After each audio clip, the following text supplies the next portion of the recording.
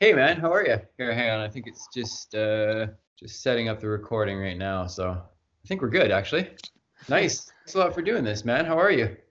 Yeah, good man. I'm just Good. now this month I was a lot at home, not much traveling, so Yeah, it was great just to getting in shape more. And for me, resting is more like being at home than traveling. Um, so you've had a good summer so far though? Yeah, I mean before August I was traveling a lot the whole year, and then August was like my free month, and then I spent the summer at home, just eating good, having routines, working out, That's riding. as Yeah, far as summer here is good, like in Luxembourg, but in Madrid it's super hot. It's like 40 degrees, and you okay. you cannot ride until 8 p.m. So it sucks. Um, I But here was is great in Luxembourg, so it's very max 28 degrees, but not all day. And yeah, then the night is cold because this is a forest. It's a capital in a forest, sweet so the man. the air is really good. And but when I was living in Madrid, it was the worst time for me was summer because Oh, I could not ride in the mornings. I need to wait until 8 p.m. and then you go to sleep at 2 3 in the morning, then you wake up at 3 p.m. So you're like jet lag for 3 months. that's crazy, man. That's amazing that you do that though. Like, I mean, I guess if it's your only opportunity to get out and get the practice you need, then that's what you do, I guess. But I mean, you could do early morning, but I started to do early mornings after I had a kid. Before I don't like early mornings. yeah, So it I've always changes. wondered what the difference was as far as like, because I've spoken to Marty about it, and he was always a big fan of early mornings.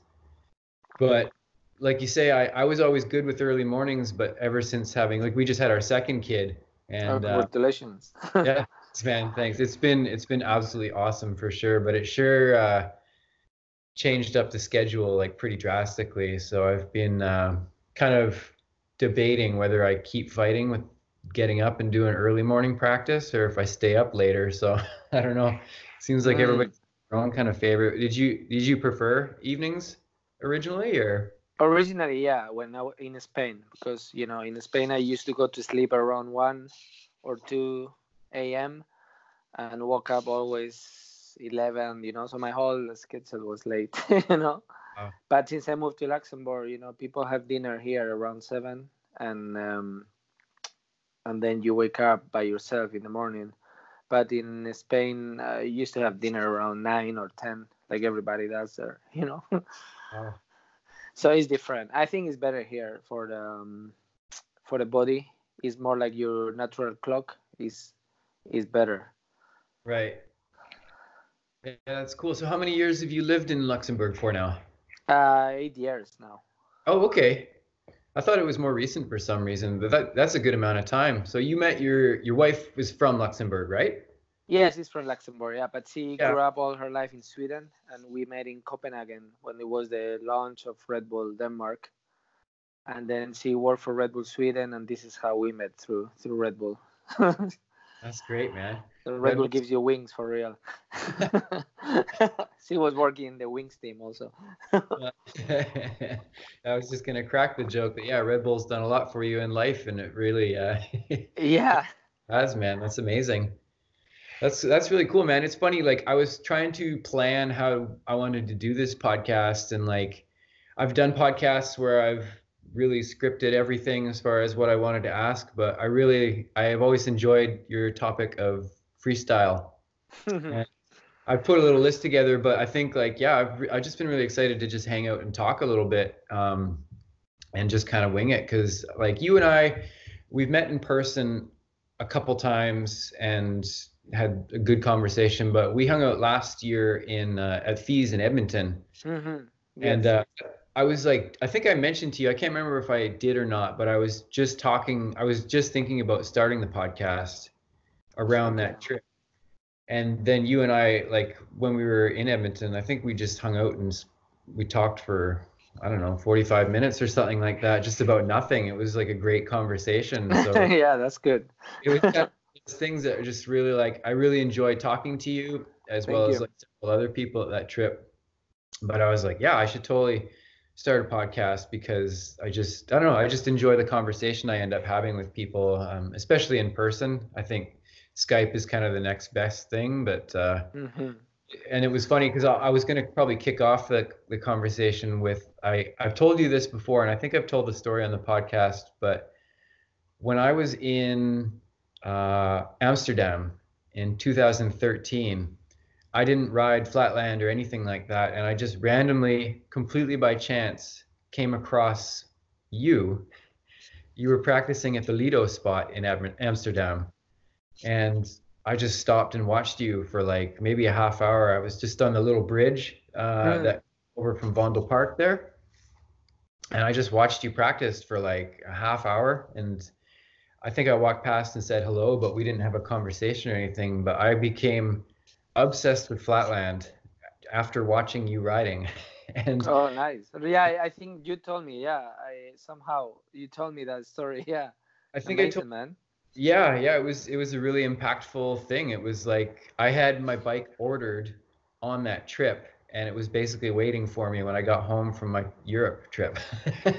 Oh, It yeah. was, Okay, perfect then. yeah, I made the decision, man. It was like it was just completely by chance that I happened to come across watching you practice, and I think I went back to the spot a couple times throughout my stay in Amsterdam. I didn't see you anymore, but I did see some other people practicing there. So it, Nice. yeah, it was really, really like you were like at the top of my list for people to do this podcast with because it like without that complete chance of coming across you in Amsterdam, I don't think I would have had Flatland in my life. And Well, since that's good, man. yeah, Nice.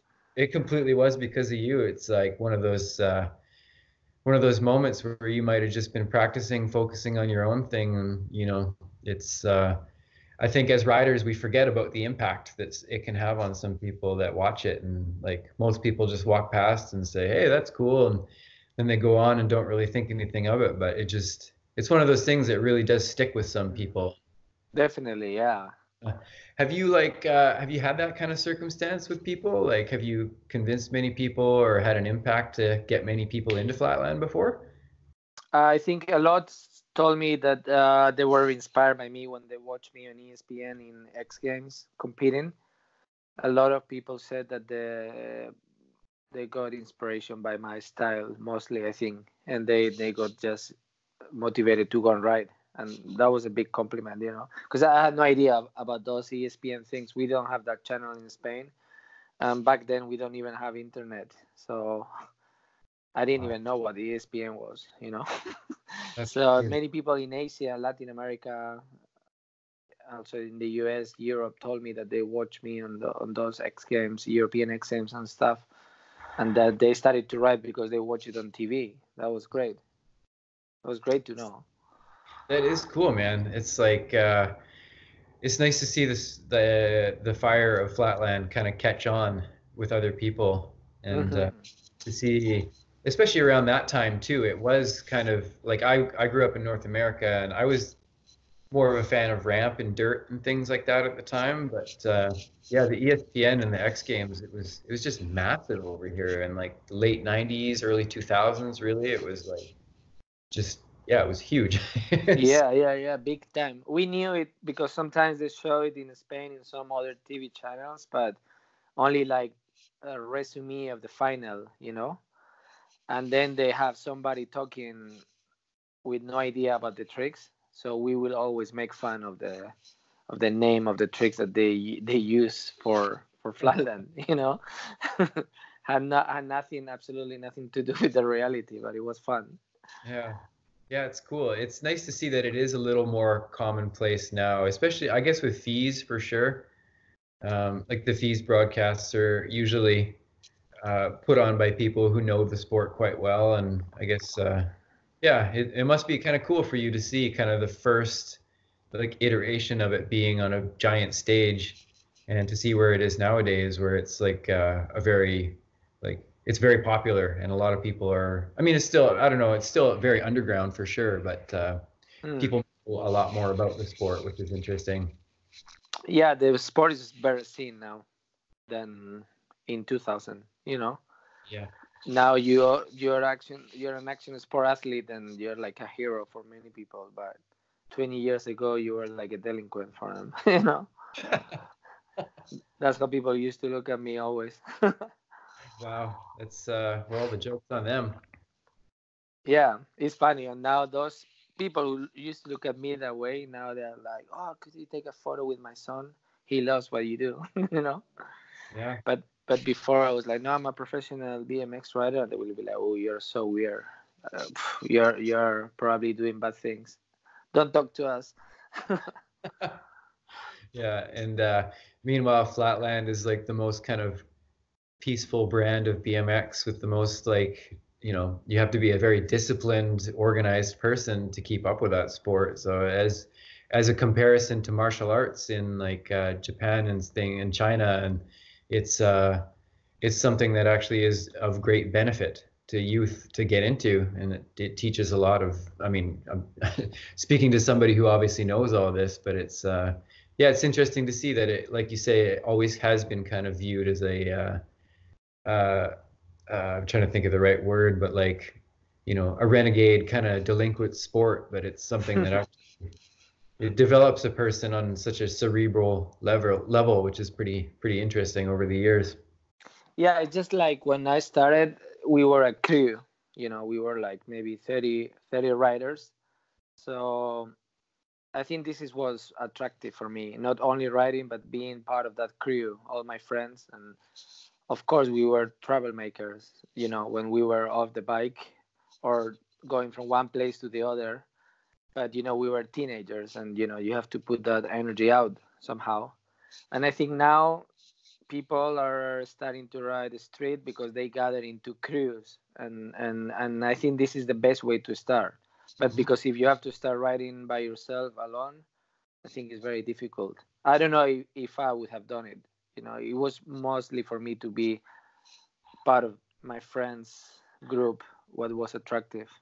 That's that 30 people. That's a like I mean, I guess in comparison to where I live, that's like there's nobody here that really does it, but 30 people, that's pretty amazing.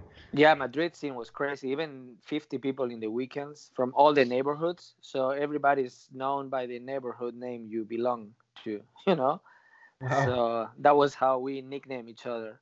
And yeah, weekends were crazy. And everybody was doing flatland because, all the bikes come from the US.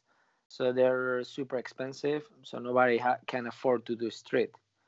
Oh, okay. And we don't have ramps.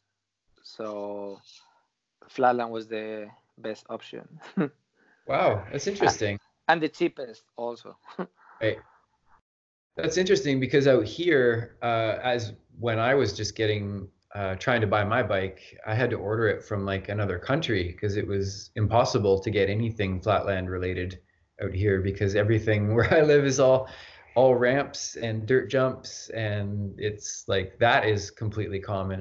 And nowadays, I don't know if it's different, but flatland it was very difficult to link up with anybody. That I've since found some people, but it's yeah, the time is almost completely backwards from that. How many, so of like all those people that you first started riding with, like such a big crew, do a lot of those people still have involvement with Flatland much at all?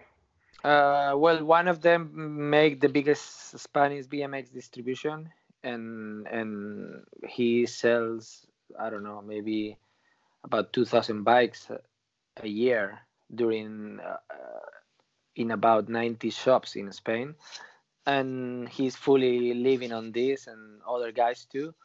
So he's the only one who is still involved in BMX, Wow. and he made BMX in Spain because it's really big. It's in Spain, not flatland, not so much, but the street is huge. We have over street and park. We have over 2,000 riders. It's crazy. So, and the other friends are still my friends, but we don't. They don't ride. I ride for them, but we're friends in a daily basis. But they Oh, don't ride anymore, or almost nothing. Yeah, yeah. I demotivate them, I think. Crazy, man. So like how old were you when you turned pro? 19. Was that a time that you kind of like, was there still a lot of people riding with you at that point? The thing is, like, we used to gather in the city center in a big park, and it was an amazing, huge spot. But they changed the floor, and when they changed the floor, all my friends were older than me, and it was this time when they need to find a job, Hmm. probably find a girl, and then we don't have a spot to meet anymore. So everything kind of destroyed the scene, and yeah, and suddenly I was alone riding when I became pro. Yeah, everybody had to start a job, and yeah, and they're like, if I cannot do this full time, I'm not gonna do it, I think. What do you think the difference was between you and them? Like you obviously still had to deal with you lost the spot and lost the crew, and but you still somehow managed to keep the motivation up. Yeah, I think I was younger, so I had to study, and then I lied to my parents. I said, the year before going to university, I was like, oh no, it was that year when I have to become pro. So I told my parents, oh no, I didn't get enough good grades. I want better grades, so I want to do this year again.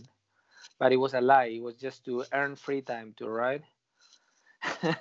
And then there was Ruben Alcantara told me they have the CFB contest where I can participate. And then I was like, okay, if I ride good now, and then we have the World Championships in Madrid. I won it in master class, and then my parents were like, okay, you're good in this. And then I said, okay, I just need a plane ticket to go to the US, and I will never ask you for anything. And that was the deal. From that plane ticket I got as a loan, I never asked my parents for anything else. And Wow. from that plane ticket, because back then the prize money contest was really big, so I used to play for the first 2 years maybe 5 to 10th place. So it was enough money to cover the expenses and have money enough to pay the next plane tickets. So you really like you really went all in with that last year then, I guess. If you had like a year to prove yourself or prove to your parents that you were like that. That's crazy, man. It's like yeah, you didn't really leave yourself any room to fail. It was kind of all in or nothing at that point, hey? Yeah, but it's a little bit the Spanish mentality. Nobody really cares about the jobs, or. I knew I could do some half-time jobs and live in Malaga. There was a flat with other many riders that you can live for free, and then with this half-time job, you could live and ride. Hmm. Only maybe just money to pay your food, but I was like, that's my plan B if it doesn't work. Right. And I was like, I can do that for the rest of my life as long as I can ride. That's what makes me happy. I don't care about anything else. Oh, But yeah, I mean, this is how we think in my country. It's more follow your passion than the jobs. Some of my friends took it too extreme, and now they don't really have a job or nothing that they can really relate to, because and now it's shit for them. But maybe I was lucky to be good in BMX. yeah, you seem to have found. I mean, I obviously kind of just speaking off of assumption here, but you really do seem to have found a good balance to continue riding at a really high level over a long period of time. I was thinking, kind of in preparation for this, and actually also because I did the podcast with Marty, you guys started very close together, especially when you guys like formed KGB and were working, creating the DVDs and things like that. Marty has spoken very openly about his burnout and his kind of struggle with motivation because of how, extreme he went into it. But you guys always seem to be doing kind of everything at an extremely high level together. But while Marty stepped back and took a break, you very much seem to have found kind of a very, like, at least from what it comes across as, a very peaceful kind of way to keep a balance in your life. And you didn't seem like you struggled with motivation or burnout as much. Yeah, well, in that time when Marty stopped and other guys like Nathan and all the guys that were pros with me and they stopped, it was the same as when my friends in Madrid stopped and the scene stopped. Mhm. I was in this situation. I was like, okay, I can. I can do what they do, or I can use this energy of feeling alone to put it on the bike and keep it up. Maybe keep it up for them because they cannot live on BMX anymore. So I have the chance. I have to even put more focus because they is for them. They deserve that at least the guy who gets the chance have to be 100% on it, you know. So I don't know. I felt maybe luckier, and then I just many times I did it for them in that sense. Like, you know, I have to continue because they taught me many things. So so it was a little bit for them, and of course for me, you know. But yeah, at some points it was hard because you don't know. You think, oh, maybe I have 2 more years left because Marty's out, Nathan is out. Maybe this is a hint of life. Like, but no, man. Like, I could not believe I would be riding with 38 years old now. you know, I. But yeah, this is all mental. I think when you really want it, you can do it. Huh. That's really inspiring, man, because like I follow martial arts a lot with things, and it's a very similar mindset. It's something that is very self-propelled. You get to decide Hmm. what you want to do and how long you'd like to do it for, and it really kind of is up to you. You may have a school of martial arts or an instructor who kind of motivates to a certain degree, but it really comes down to the person and how far they'd like to take it. And I know with some martial arts like jiu-jitsu and things like that, there are people who continue, like there's examples of people in their late 80s who are still involved in it to some degree, and it really, they just find a way. They just find a way to stay motivated and have a passion for it that it I don't know.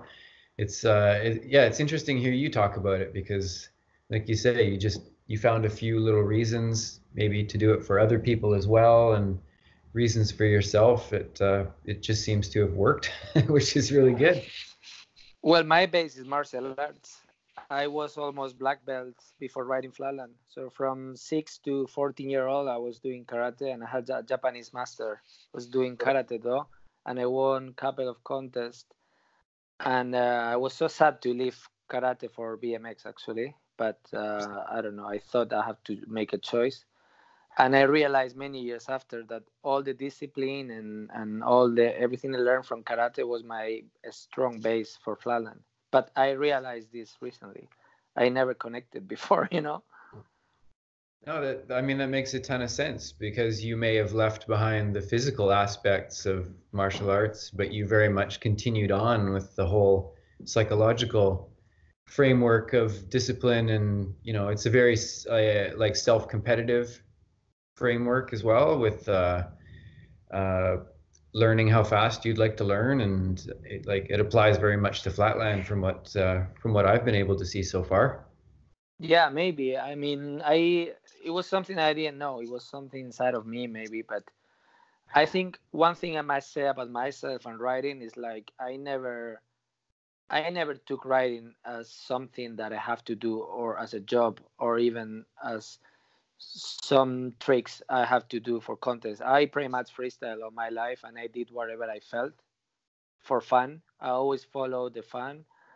And that's why sometimes I was able to write very good in contests and do something that I was not supposed to do. And some other times I was not writing good. But I think so far in my life, I never got a burnout because I just love writing because I always get ideas and I just go and make the ideas. I don't practice for competitions. You know what I mean? Like I never did, and it doesn't work with me. You know, I don't know. It's not my kind of. I'm more like living in the present than struggling now to have a better future in contests. I better enjoy this present now and ride good today, have a good session today, and we will see tomorrow what happens. Wow, that's really interesting, man. That really just goes to show that the sport can be done, on different levels. Whether it's like there are some people that I know are very competitive with other people, and they, like you say, they drill, drill, drill, train, train, train to go and perform better than everyone else at the contest 5 months from now. Whereas hearing you talk about it, it's a polar opposite kind of approach to it, where it's more for the lifestyle of it, and I think the benefit that you get from it it's very different. It's a very interesting, like a different approach than some people have. But both approaches work in some regard too. Yeah, I realized this recently because last year I tried. I was like, I want to try what is this training for contest. So I did it for a couple of months, and I don't know, man. It was not myself. Then I realized like this is not my method, and I should follow what. It's too late to start a new method for me. It worked for 22 years already, so it's too late to change the method. But and then I realized, I just want to go to a sport and do something new, or have different feelings, because I can't have routines, and it's not, if it's not fun, I don't think I would ride. That's why sometimes I don't ride if I feel it's not fun. I do something else to get inspired, like going to cinema or watch a movie, or trying to disconnect from riding. Wow. That's cool, man. I mean, it obviously, like you say, it's working for you, and for you to be doing it as long as you have, and still like all the stuff you post is like shit I've never seen you do before. It's like, oh, like he's got a new one. Like it's it's still like you still see it just seems to be working for you as far as the mentality to not only stay motivated and be driven to be out on the bike practicing, but you're coming up with new original things and things that you haven't done before. It's just, yeah, it's really inspiring to see, man. It's a very cool thing to see people approach it differently, and still find great value and success in it. But for many years, I felt I was lost. I was like, I'm not. I don't know. I felt like, well, everybody's working so hard, but I'm not working hard. I'm having fun, and then I go to the contest, and they have figured out what they're gonna do, and in most of the cases, I was like, wow, what am I gonna do? I need to figure out on the day what tricks work on that floor. So I felt lost many times, and stressed, and like thinking like, wow, I haven't done the homework. I'm so stupid. But then when I compare now that many people quit and I didn't quit, then I'm like, okay, maybe I didn't do the homework, but I was pretty much always happy most of the time, and that's why I never quit writing and never got a burnout in that sense. But while other people had the whole life writing figured out, but then they quit because they're like, wow, this is shit. You work 5 months for some tricks, and then you go and they don't work. I mean, it must feel like shit, that. And for me, it was like, wow, I just go maybe with the latest tricks that motivates me more. I have more energy into that tricks, and then they work in the contest sometimes. But yeah, I figured out that recently. But for many years, I felt pretty lost. Like I'm not an athlete. I'm not doing the homework. I'm just I don't know, like two artists, no structure, no discipline, but it's my way. Yeah, well, I mean, you could kind of apply that language to it, but you are very disciplined, even though it may not be as targeted of a framework as like a full training athlete, but you still are doing it. It's just a different approach, I guess, but it's still, yeah, I mean, I keep saying it, but you've definitely found a way that it's just worked really well for you over the years. So, I have a method I would like to share with people. It's very simple. Like, you can have your 5 routines for contest that are not really your level, because the floor is always bad, so you cannot do your level of your spot in the contest. So use these 5 combos as a training, you know, as a like when you warm up, just warm up these combos, maybe for 20 minutes, and then the rest of the 2 hours just try new things and higher your level. And my theory is like when you higher your level, then those 5 combos are meaningless, compared to if you put 2 hours into those combos. This is what I think the system. So the higher you go for your level, then the combos that you have to do in the shows or in the contest are not as hard. Depending on the contest, of course. Usually it's bad floor. If you go into flat arc, it's like a perfect floor, like your spot. Then you have to think like in your spot because you have no excuse. The floor is just perfect. So you have to do everything like in your spot because the floor works. So, but this is very new that we have a contest with such a perfect floor. But Uchi put 5 or 6 years into building the perfect ground, and now is his home spot, as you can see in this flat park. That looks like a Disneyland for every flatland rider. So that floor is perfect, man. Like, yeah, I think it's better than my spot because my spot is a bit downhill. But so there, when you go to flat arc, then it's like, okay, I can do all the dream tricks. Also, it's huge place, so you can really go into this high level training and you can do it there. But before that, all the contests used to be like, it's gonna be bad floor, and there is no point to put so much effort. You Huh. know? That's amazing. It's really crazy to think that those, I mean, Flatland's much bigger over there, but well, compared to where I live, I guess. But those people that are learning and coming up in the sport have such a good resource of a facility and people who work at that place, or just that scene in general is it's a great resource for people to learn. And I mean, there's no wonder that the most unreal young riders are coming from Japan now. It's yeah, I've never been. I would love to. I'm assuming you've been to Japan a lot. Well, man, over 30 times. And look at the Japanese now. For them, the warming up trick is around the world. So basically, when you're not spinning and the wheel is straight rolling, is the most difficult balance. Like straight whiplashes, every trick that is straight. So all the Japanese now, they do around the world as a warm up because this is the highest level of balance. So if you do three around the world in the back wheel as warm up, like it means you're a really skilled rider, and it means that your spot is really nice and flat. So this is how they do it now. Wow. So it's crazy, yeah. It was the Japanese culture a place that really kind of, like, you seem to be a pretty big fan and friends with a lot of Japanese riders. Is it safe to say that that's a place that's become like a big influence on kind of your riding and stuff? Yeah, because when all my friends stopped, I told you Madrid.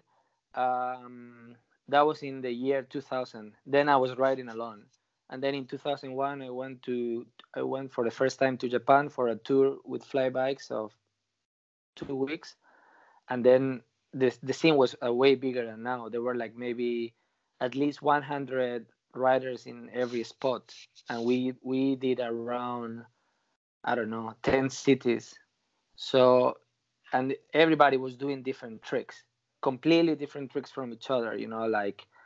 And then this trip changed my mind because I was like, okay, I'm riding alone in Madrid, but in that country there are thousands of riders with different styles, and we didn't have internet, nothing, but it kind of gave me a connection and a motivation to ride. And also when I saw all the styles, you come home and you're like, wow, Flatland is really infinite.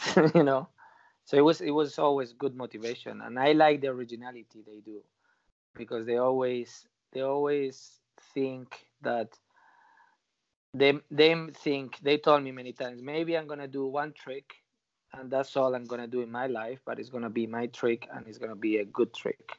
And I like that mind, that dedication Hmm. to leave a mark in the world, to leave this world as a better place. But they apply to Flatland, but you can apply this to anything in life, from whatever you want to do. Doesn't need to be a big thing, but at least make your own thing.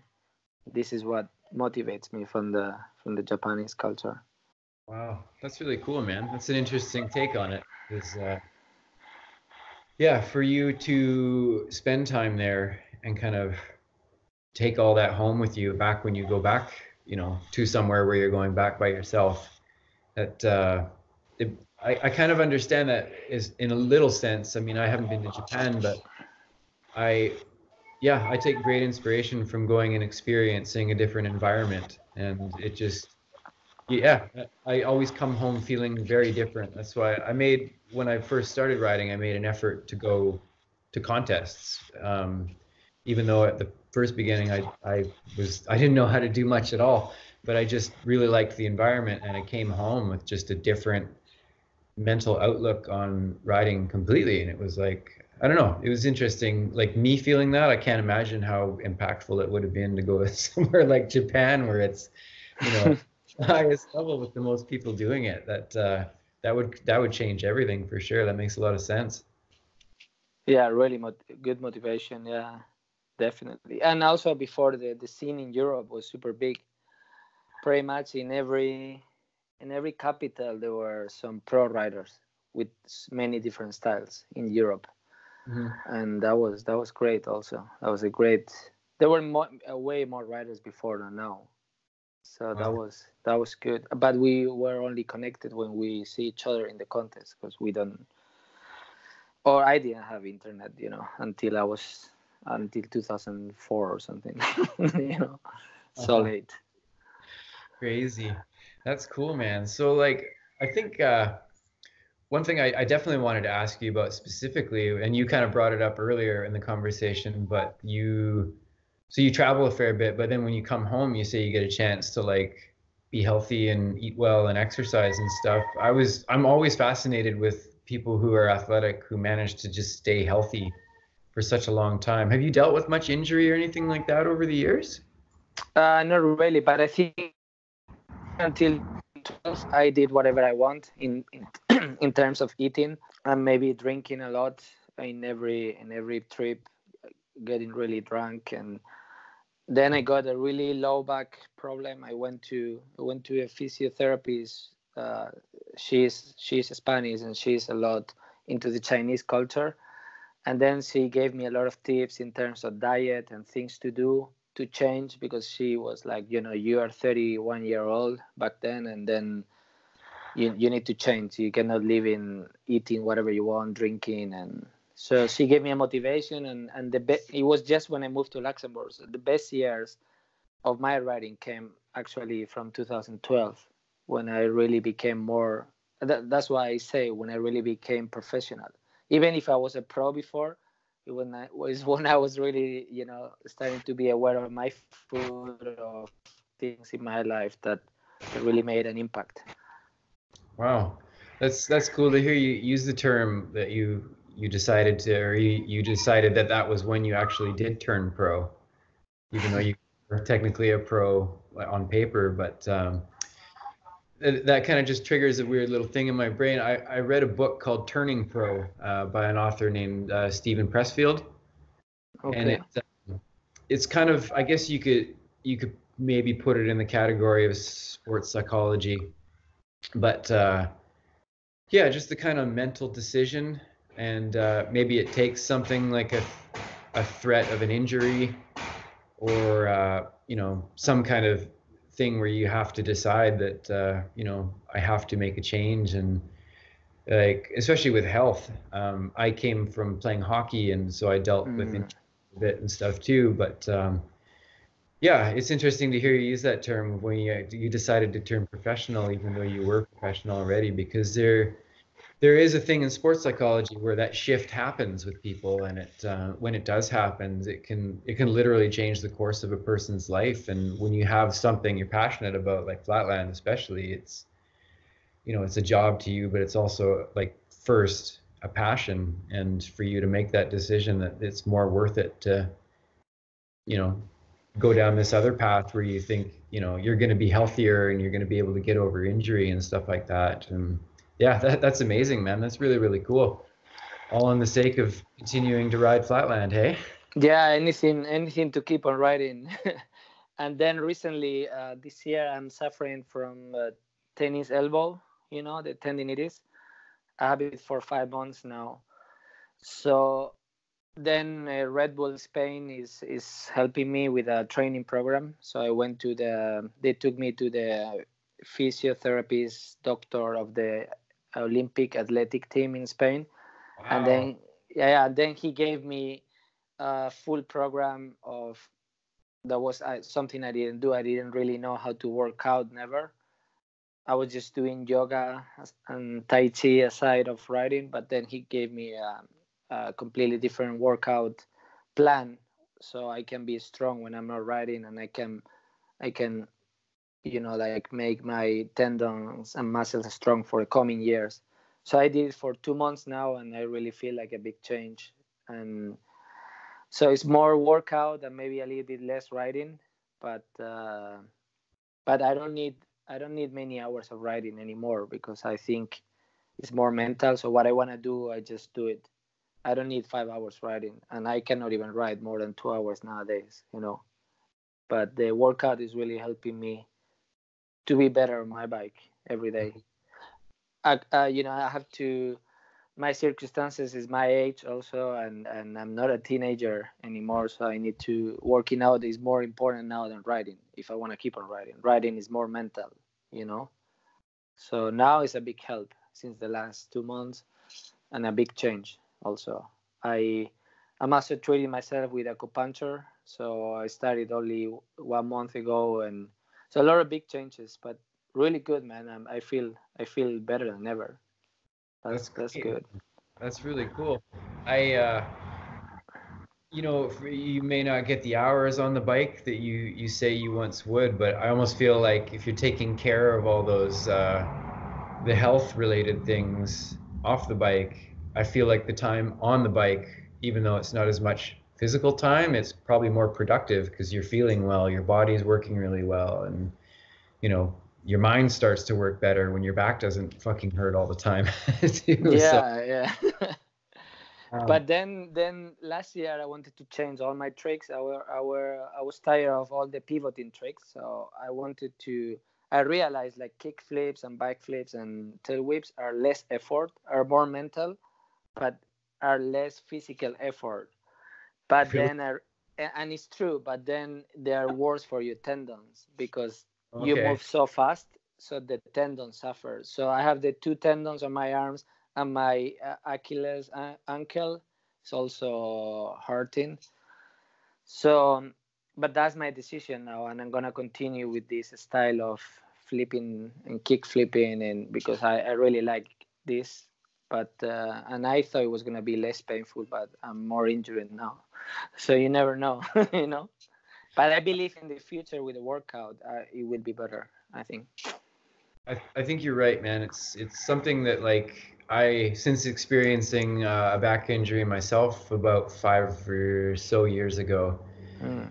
I have to keep up with it. I never like because growing up playing hockey, it was always weightlifting and Wow. playing hockey. That was it.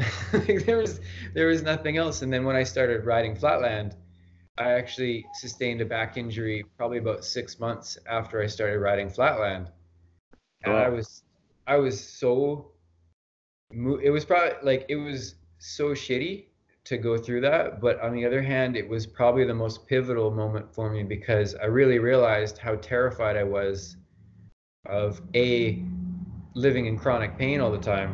Mm-hmm. B, I was so terrified of being robbed of riding flatland. That's how hard I fell in love with it. And I was like, okay, I got to rethink everything. And then my friend JFB, who you probably know, he taught me how to do yoga. I'd never done yoga before. And I bought a foam roller. It was like something I didn't even know existed. And then started doing acupuncture and it Nice. was, yeah, I just completely changed, man. And then it was like my time on the bike got more valuable. And I actually spent less time lifting weights in the gym, but I probably got stronger and stuff from just kind of more body movement exercises and yoga. And I was starting to do kickboxing and stuff like that. And it was interesting. It was like, I could, like, I was just so over here with fitness. And then it was like, I just had to completely change my entire outlook on fitness, because Hmm. I was like 31 at the time, and everything just kind of fucking just fell off the rails all of a sudden. But yeah, I'm glad I got kind of the right lesson from it. And Yeah, that's great. I don't do body lifting because that physiotherapist from the Olympic team, he told me that he gave me a program. I can be strong, but I cannot lose to be fast on the bike. Mhm. Like, so everything I do is with my body and those elastic bands. And just my body weight. But yeah, I mean, for me, never did it before. It in the first month was horrible. Now I'm able to do it like a normal thing, but it was hard, man. It was not fun. Well, it was fun because I really wanted to do it. I didn't do it before because I was like, I don't want to work out, but now I know if I work out, I can ride for many years. So, but yeah, now I like to do it, but before, no, I don't like to do things that you have to repeat. You know what I mean? Even if it's working out or whatever. But now yeah, think like when you become a father, you you change your mind in many things. You learn patience in a better way. Yeah, that was something I did want to ask you about as well, because I think the last time I hung out with you, your daughter was, you'd been a father for a little bit, but obviously, as second year is things really change in a rapid sense. Like for me, uh, my philosophy on life changed like so much when I had my first kid, and even more so now with two. But it seemed like something that had moved you quite a bit. When I last saw you, have things changed a lot as far as your outlook on life, even more so now? Yeah, big time. But it's great. It's a great step. I I, I never thought to be, about becoming a father. I think it kind of hit me the last 3 years. But before that, I was like, no, no, I just want to ride and party and kids, what you talk about. But now it was like best thing ever happened in my life. So, and it changed me. Like you have to teach your daughter, but she's teaching you a lot of things too. So that's great. Yeah, it's I can't even begin to describe how much I was on that train. I was just like, I don't ever want to have kids. I like having fun. I like doing whatever I feel like, and yeah, it changed everything. I was like, oh shit, all that stuff I've been saying for 30 years was wrong. Like I just not that I don't think that people who don't have kids don't know what they're talking about, because not everybody needs to have children, but it's for me, I was just like, there was like a whole nother level of myself that I just learned more and more about every day of having a child. And it's just like, I'm so glad that it happened, because the person I am today is a completely different person that I was 3.5 years ago, before I was a dad. It's yeah, it's crazy, man. It's I'm speechless. It makes me so happy to see other people like yourself. And I was talking to Terry Adams about it as well last summer, and he hadn't had his kid yet. And I was just saying, like, I'm so excited for you, man. Like, this is just yeah, you're gonna find a lot about yourself, and it's gonna be the best thing ever. And it's kind of, people always told me that before I had a kid, and I was like, the fuck you talking about? I don't ever want to have kids. And yeah, it's Yeah. cer certainly just changed everything for me, man. Yeah, I'm so glad it happened. Yeah, my life perspective, my life, let's say I was doing high school, and then since I stopped high school until today, nothing have changed. So I actually never became an adult in a way, because my life perspective since I was 18-year-old is the same as now. I didn't really have the commitments or have to do anything, but everything was the same. So when I look at other people, even if they're younger than me, I look at them as grown-ups. I still feel like I haven't grown up. So that was a scary part. Like, how am I gonna do this? But yeah, you adapt. We're humans. Yeah, and you still realize that you don't really have to, like, technically grown up. It's like It's a you can. trap. Yeah, yeah, it can be, man. It can be like a thing that really makes you kind of fall into that rut, where you just kind of lose your sense of yourself. But it also, it doesn't have to be like, it's still. I'll go to children's birthday parties and stuff, and I talking to all the other dads and stuff, and I'm like, they seem like grown-ups, and I'm like, we were driving here in the car listening to Wu-Tang like super loud, and like Yeah, it's man. still so much of me that is just, yeah, I don't know. It's interesting. I was very intrigued to find out that it's very much how you decide to live your life with the child. And then like I think I started riding twice as much and way more disciplined when I had a kid as opposed to when I didn't have a kid. I just used to fuck off. There was no sense of urgency. Hmm. uh, I would just go to the tennis courts and I would ride, but it wasn't as productive as it was when I had a child. How's your practice with going out and riding and stuff? Has that changed since you had a child? Well, I think the first year was tough because it was a big change and I was not able to adapt so easy to the change. So, I mean, it was a year. So it was a year of up and down, and then I thought that I should do like the grown-up riders do, practice just for contest, and that was my mistake. And then I did worse in contest, and I lost a lot of motivation from competitions. But then when the last year season was over, then I changed my mind. I started to be like, you have to be how you are, and just follow your, don't change for any contest, don't change for anything. And then now it's better than ever. And I think one of the reasons why I want to do something aside riding, like workout, and I want to ride many years, it is because I take it more responsible, because it's our income, our bike. So I want to do it many more years. But now, yeah, the first year was tough, I must say. It was not better, you know but it led me to where I am now. So I'm always happy when the downtown downtimes come, because you always become better from the downtimes.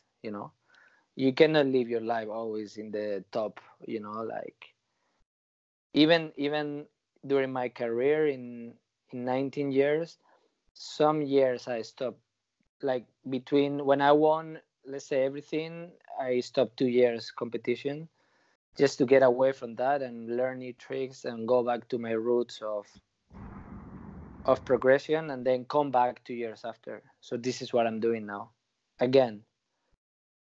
Yeah. Huh. That's cool, man. I mean, I think one thing that kind of I saw that was really intriguing was that you kind of went back.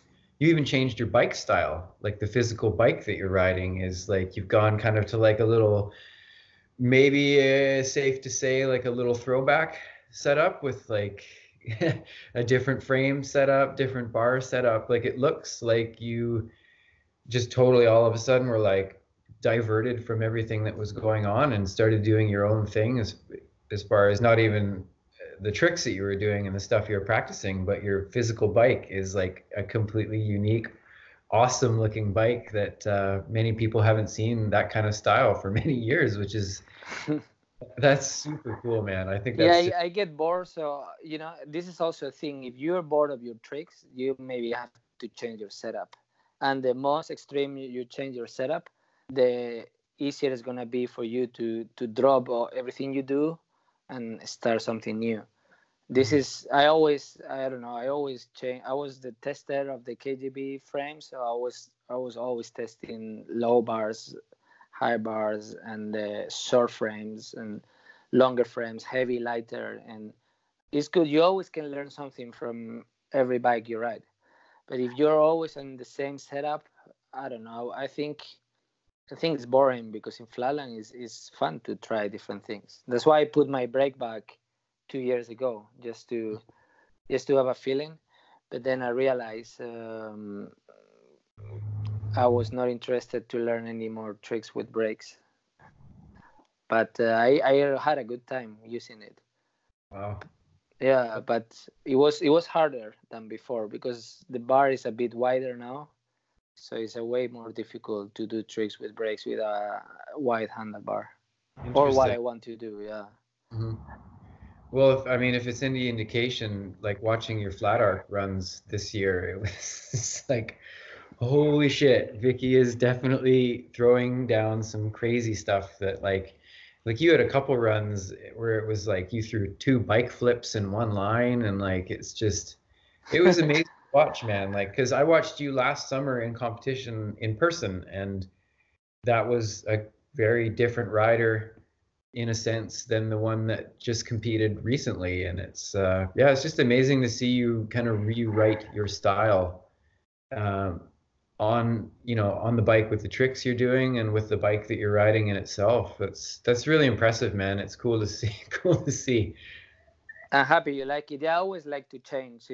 Sometimes people are like, "Oh, but your style was so cool in 2002. Why you change?" But for me, the most important is to change, just to be new as much as you can. Maybe you like it or you don't like it, but I don't care if you like it or not. As long as I like it, that's what matters. Mhm. As long as these tricks made me happy, I don't mind if some people like or dislike. It's not them who rule my life. So for me, always, learn new stuff. It keeps you fresh. Is nice, and for that, changing the setup is fun. Like when I learned my back wheel tricks, I put a bike for 4 months, 18-inch bike, and I didn't touch the front wheel. I actually put less air, so I was forced to not ride it. And Wow. then I just rode everything, and then yeah, 4 months that were a bit hard, but then I learned back wheel riding, you know, and the bike was so short because I put it so short so I can learn death track and all these tricks that are hard. But then I learned back wheel riding, and I think now my bike is in the perfect balance, so I can do front wheel and back wheel. Mhm. That's why I have low bar. So for the back wheel is better the lower bar. Wow. How long's the frame you're riding right now? It's 19.5. Okay, yeah, that's a pretty like middle ground. So, Yeah, um, but I think in reality it feels like 19 okay. because the seat tube is the angle is a bit more backward. So is if it would be a normal seat tube angle, it would be 19, I think. Right. Wow, that's cool, man. That's it's interesting to hear you find different, again, this subject keeps coming up of you just finding different ways that move things along for you. And it's actually like you used the term earlier that you thought more like an artist, and it's very common with artists, whether they be creative artists of like mixed media for paint and things like that, but also for musicians and dancers and things like that. There becomes a point where an artist all of a sudden just can't sit in that room anymore. They have to get out and they have to change and learn something new. And like through all, you know, our artists of, you know, uh, throughout history, there's always phases, like the period of, you know, a painter who was in this phase and then they move to this next phase to learn a different type of, you know, media and things like that. And the same with dancers and martial artists and musicians. Yeah, you definitely seem like a person that takes great value from art and things like that as well. Yeah, it's great, but even though I am aware of this, you can get stuck anyway. Even if now it's like, okay, I'm just gonna do kick flips and these things, and then after 8 months, it's like, okay, it's time to move on, man. Like drop it, and do something else. But yeah, so you have to remind this mindset to yourself every day, which is really difficult. But I think you can apply it in general in life, like. But yeah, that's our challenge to try to wake up every day and see the real life. No, I mean, you have a motivation that is working well, and the fact that you still want to keep going for more and more years, man, that's I find that really impressive. It's like yourself, Alex, and a couple other guys in the sport that are just like they don't show any signs of slowing down. And like a cool common theme is that kind of theme of reinvention and looking for different ways to learn new things, new styles, and as well as Alex, like he teaches people, and that's another source of motivation for him. And in Japan, you see that a fair bit too. There's riders like Masato and York Uno as people who have students that they teach. That's a motivation for them, is to kind of shape another generation of riding. And it still works for them to keep them out riding as well, which is, Yeah. My yeah, motivation right now comes from mostly those Japanese kids, like the Katagiri brothers and Q, that guy. I mean, these guys are in a way higher level than I ever was with that age. So imagine they are 14, 16, 17-year old, and they're doing these tricks that are so crazy amazing. That when I look at them, they really motivate me to go harder. But then they made me realize, like, wow, man, they're really next generation now. You are old. Doesn't matter what tricks I'm gonna learn. These guys are unstoppable and coming like with tricks. They're the top in the sport now, and I'm happy to see. That's so young and it's so refreshing to see. You know. I can't wait to see what they do in the next like 10 years. Like I follow one of my favorite guys. I like the Katagiri brothers. They're amazing. Kiyo Hayakawa. Kyo, Uh, that's the guy I mean. Yeah, I said Kyo, but Kyo, yeah. his lines that he's coming up with are just like, it's just stunning to watch. Like I only have the opportunity to watch him over social media, but like that guy's riding is so impressive. It's I mean, I like you say, if they're only teenagers now, think about what another 10 years of riding in that culture is going to do for their, if they keep going, like I it's going to get. mean, I accept it. Those guys are better than me now. I don't care what my history of tricks are. I think those guys are better than me. And for me, having this mindset is what really motivates me to go out every day and ride. But for me, is like this, man. Those guys have really crossed the line of a new level. And, and yeah, I love it. The better riders that are out there, I think the better I ride. Is something that always pushes me.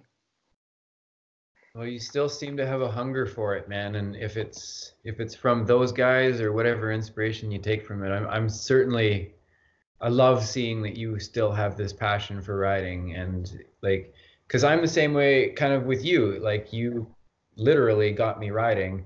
No, amazing, man. I transmit the passion. Well, yeah, and that's exactly, it's a relationship that just trickles down in so many senses, where even just talking to you today, like I follow you with your social media, and getting to watch you occasionally in person is just a absolutely like very special thing to me. But even talking to you today, it's just like, oh man, like hearing how motivated and driven you still are, it just cranks up my like motivation as well. And like I live my life around Flatland already, and That's to, amazing, man. That's yeah. that's the best. Like the secret in this life is you to find something that you love to do, Mhm. and then maybe it can become your job or not. But if not, you're still the luckiest because you found something. So even if you have to do it after job or whatever, man, you have to look at this as a treasure because you have something that you love to do, and and that's the secret of life. I think I always told myself if I cannot live as a pro, as I told you, I will do my half-time job enough to eat in Malaga because it's cheap south of Spain, and I will just work 4 hours and ride the rest of the day, and I will still be doing this today. I know, but maybe maybe I will not.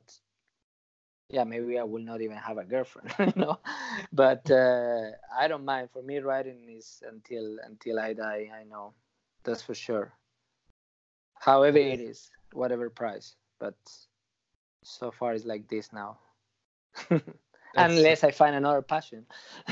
But it's hard. Yeah, I mean, who knows, man? But it's, I mean, with Flatland, it's like I hope you ride forever, because Yeah. as long as you go, man, it's inspiring for people. And like you say, whether I did a podcast with Bobby Carter, and we I talked. listened to it. I couldn't finish, but I listened a lot, most part of it. I want to listen to part two also. Oh, that's cool, man. Thanks. I took a lot from that one from Bobby. He talked about kind of the spectrum of people who want to do it at a very high professional level and take it as a professional athlete. But then, like you say, there's the other side where people who just have that genuine passion where like they might not even have Instagram, like they just come home from work and they just want to ride and they practice outside of family life, and that's Oh a very yeah, like those guys I have away. So I mean, they're very good friends. But like Sebastian from Austria and Peter Olsen from Canada, and many more. But those guys I have a lot of contact with, and those guys ride in such a high level just for the pure passion. They both have their jobs and families and whatever, and it's so incredible, man. I would do the same like them. That's why I think we connect, because obviously the level they have and the passion they have, so it's something that I admire. So that's what I mean, man. As long as you have something that you love to do, that's great. And I think most of the people who quit is because they didn't really love it as much. You know what I mean? Even you can say, "Oh, I love it. It's my passion. It's my heart." But as long as it brings me fame and money, but when it's not gonna be money and fame, are you gonna keep on writing? And I don't know. Are you able to sacrifice your life for writing, like writing after work and you know? Do you love it that much to do it? That's the question. I know I do. And I know it will not last forever because, my body will not be the same in 10 years, but yeah, man. I will need to find another passion. Well, that's incredible, man. This is really cool, and I really I was looking forward to this podcast a lot, and man, I can't even begin to describe how happy I am with how the conversation that we've had. This is Thank you, man. Me this too. is so cool, man. Like I don't know, it's just good to talk to you. Like I just enjoy talking to you, and like just in general, but talking to you about riding, it's very motivating, and it's like yeah, it does a lot for me. And I have most contact from people who listen to the podcast that are probably amateurs, Hmm. and I think that this will do a lot for people, that it motivates them a lot as well. So yeah, thank you so much, man. This is Yeah, so welcome, man. I think from now on, I mean, I started to do it since a month ago. I'm gonna start more like sharing, I don't know, small little things that I know that can help other people to be motivated or to write better or whatever. I want to give it to the world. I think if it can motivate writers also to have a vision of, when you go to a spot and it's like, oh fuck, today nothing is working, but there are ways to make it work. Just changing your mind, trying other tricks. Just maybe you're saying, I'm not gonna write today, but I'm just gonna go and have an ice cream, makes me happy, and I will come and write in 3 days with a real motivation. And then yeah. when you find back this, then you're gonna write better. So sometimes it's not about practicing a lot. It's about doing other things that makes you forget about writing, and then you come back to writing, and then you look at it from a different perspective. This is good, and I did this a lot in my life. Always when I stopped writing, I did always something that had nothing to do, so I could forget about writing, and then I could appreciate, oh, I was writing, not take it for granted, like, oh, I go to a spot every day. And we need to appreciate what we do more.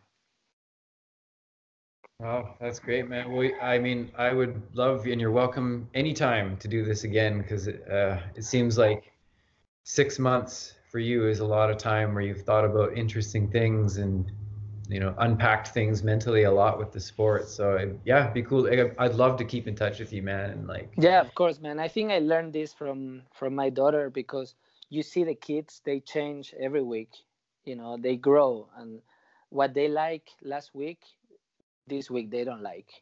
You know, and then you realize, okay, it's all about being new. It has to be new and everything. This is our nature, but you understand it when you see it on a kid that you are with every day, and then you're like, okay, so new is the having something new every day is the key of life. But it can be anything, even when you cook, the way you dress. It's a little bit of pay more attention in what you do, and then everything can feel new every day, even if it's the same. You know what I mean? Like, it's all a mindset. Well, or a yeah, mindset, or actually not using your mind, no, which is like a double word. Is about not using your mind, I think. So yeah, it's not a it's mindset. It's about dropping your mind. being mindful but not overthinking, perhaps. Yeah, that's why for me, when they talk about the sports psychology, it's hard for me to understand, because like the Nike advertisement, they say just do it, which means if you're in the whatever you want to do it without thinking. So psychology treats the mind. So how can you solve a problem of the mind using the mind? That's not gonna work.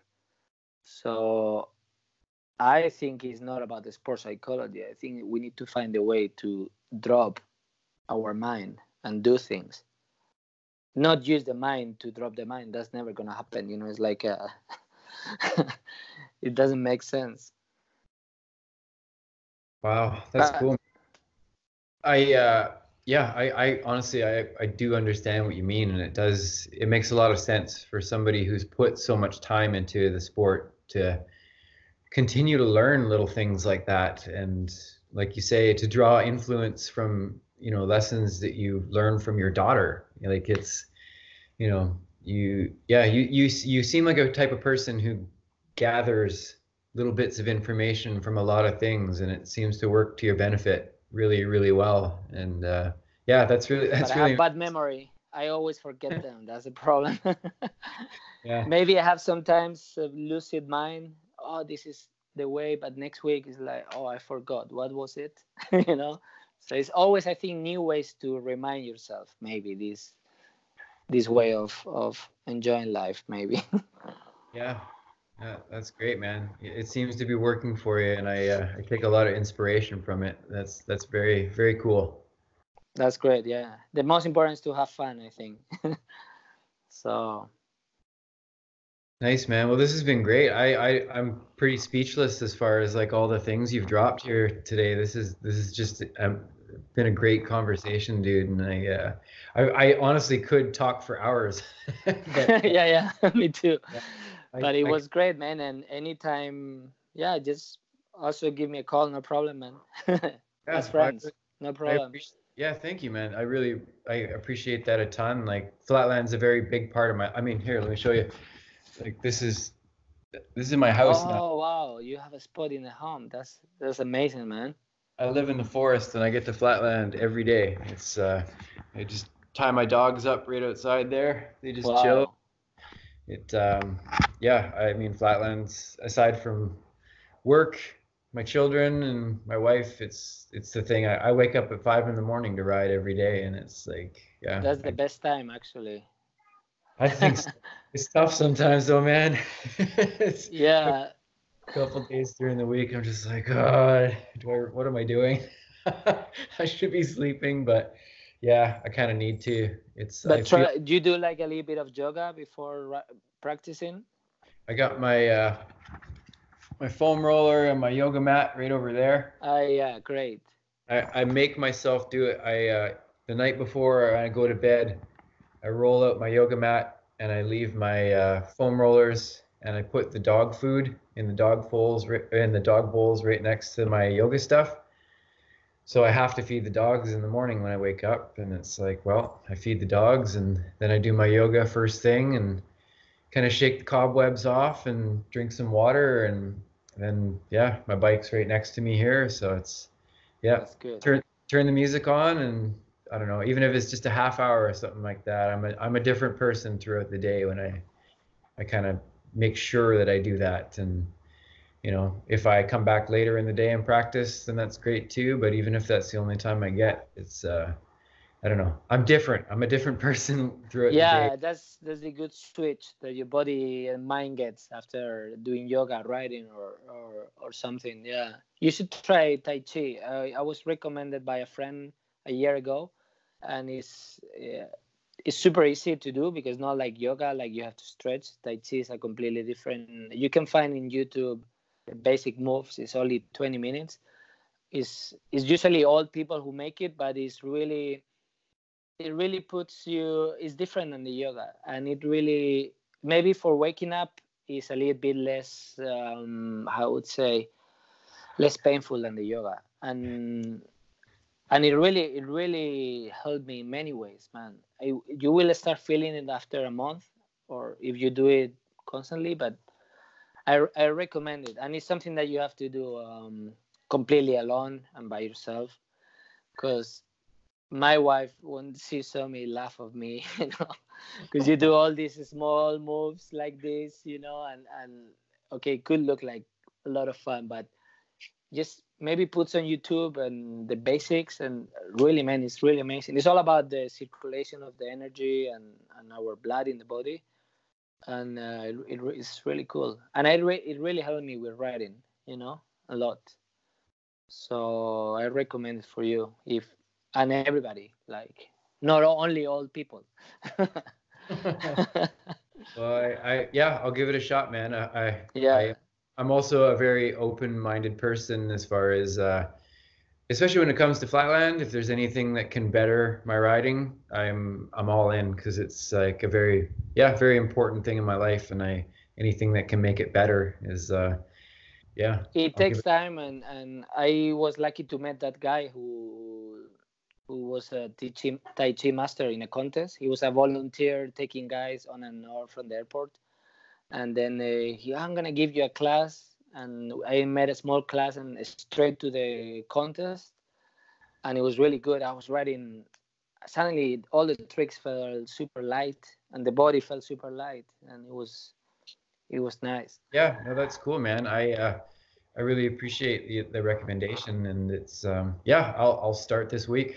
I'll give it a whirl, because I obviously have a space for that kind of stuff, and it Yeah, you yeah, have the perfect space. Yeah. yeah, yeah. Oh, But sorry, my wife and kid, I think they want to go to bed. yeah, man, I was in the bedroom, so. I'll let you go, man. It's all good. Yeah, all good, man. Thank you so much, and congratulations for making this podcast. Like, I hear maybe 3 or 4 from you. Yeah, I went to the dentist the other day. This is where I listened to your Bobby Cutter podcast, because Cool. I had to do a treatment of 1 hour, and I'm in a lot of pain, and they put music. I was like, this is not working. I'm thinking more and more on the pain, and then put your podcast, and suddenly it's like, oh, you're done. That's why I couldn't finish it, because it's like you have in 2 parts of 45 minutes, right? Something like that. Yeah, that was a long one. That was fun.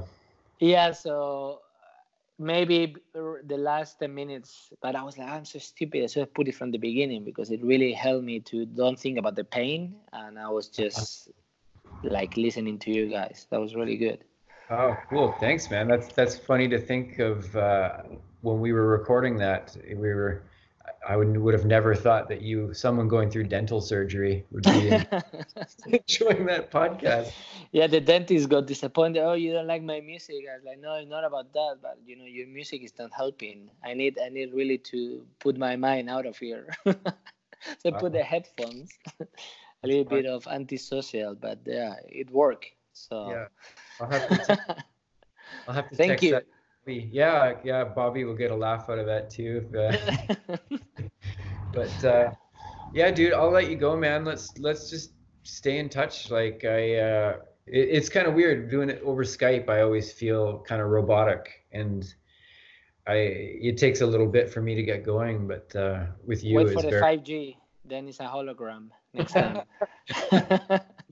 Right on. Well, thank you so much, man. I really appreciate this, and it just amazing. I'm looking at the time of the recording as well, and it happened again. It's just like 1:30, yeah. hour and a half just gone, like without even thinking about it. So Cool, yeah, man. Keep it up, and thank you for this podcast, and keep doing it, man. thank you, man. Thank you. And yeah, thank you, man. And have a good day.